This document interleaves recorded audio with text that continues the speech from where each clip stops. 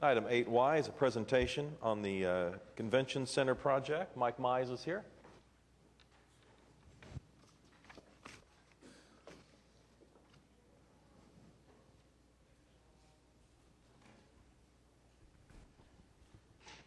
Mayor, council members, Manager Couch. The presentation that we're making today is a summary of the project requirements documents that have been submitted to you previously for the Convention Center. The presentation itself is a summary of the project requirements process and what's included in those documents. You may recall we've been through this before with several other projects.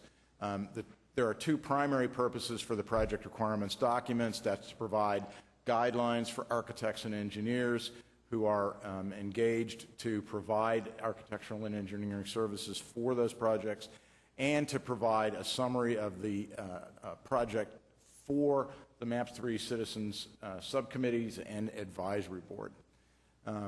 We utilized our consultants, we've utilized input from the subcommittee, and from data collected from other relevant sources. The project requirements contain an overview of the project background, the project description, site description and analysis, space descriptions, functional relationships, design considerations, budget, and schedule. This convention center is envisioned to replace the aging downtown convention center that's currently in use. It will significantly increase its size and scope. We'll have new ballrooms, exhibition halls, and banquet facilities. It is intended to capture a larger market for the city of Oklahoma City. We've included a summary of the budget, which is included in the implementation plan, which was passed by City Council last year. That budget is currently being adhered to, and we also provided a copy of the schedule. Our overarching concern in preparing the project requirements documents was to honor the budget that has been set in the implementation plan by Council, and to provide as much flexibility in the document as possible so that we can maximize every dollar made available by MAPS 3 for the Convention Center. We've worked diligently with the subcommittee to achieve that, and we think this document meets those needs. Okay, questions for Mike? Mike, yeah. I've had a growing concern over the last probably 60 to 90 days that stems from the boulevard controversy that is happening about how to do the boulevard, whether it ought to be at grade, all those questions that keep coming up. And one of the things that's brought to mind to me is that the location of this location reduces the buildable area, the developable area that would be created by the boulevard by 30%. I mean, it's taken 3 blocks, half of one side of the street on 3 blocks. It also changes the way that we can develop the park. And I worry that just basically the location there is going to, by changing that location from where it was to where it is going to change dramatically how we look at the boulevard, how we look at the park. I don't expect you to even respond to that today, but the more I look into what we're going to do with the boulevard, and I'm almost to the point where I believe that the boulevard has lost its relevance because of the location of the convention center. Councilman, I will briefly respond to that just by way of saying that there has been a very concerted effort on the part of the Park Subcommittee, the Convention Center Subcommittee, Transit, city staff working with DOT on the design of the boulevard to try and coordinate those efforts as much as possible to minimize some of the issues that you've just enumerated.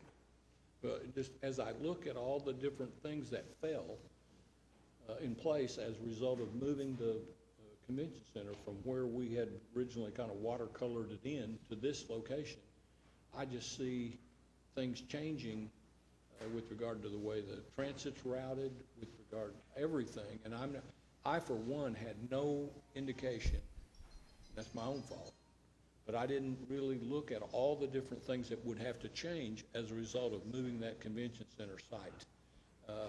Because when I see what it did to the boulevard, I don't like that. When I see what it did to transit, I don't like that. When I see that what it did to the relationship between the Central Park and the Myriad Gardens, I don't like that.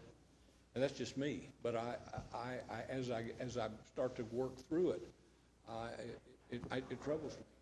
So I would like to kind of be on record that a day late and several dollars short that I've now started to think about some things that are pretty dramatic, I think, in terms of the planning process. Those were all discussed at the time the convention center site was selected, and you're pointing out, Councilman, some of the negatives that were out there that were discussed at that point in time. And we'll certainly, I mean, those were discussed. Yeah, I understand, but, maybe they were. But I didn't have any idea we're going to have to block. I mean, we've got other things that weren't put in the deal. When the Thunder games are over, we block Shields because we're going to gridlock it because we don't have access to the interstate. I mean, I don't see an overall comprehensive plan. That really bothers me. When I get out of a Thunder game and I can't go home without going a mile out of my way through Bricktown because Shields is blocked because it'll gridlock traffic to the south getting on I-40, I'm thinking, now, nobody told me that that's going to happen.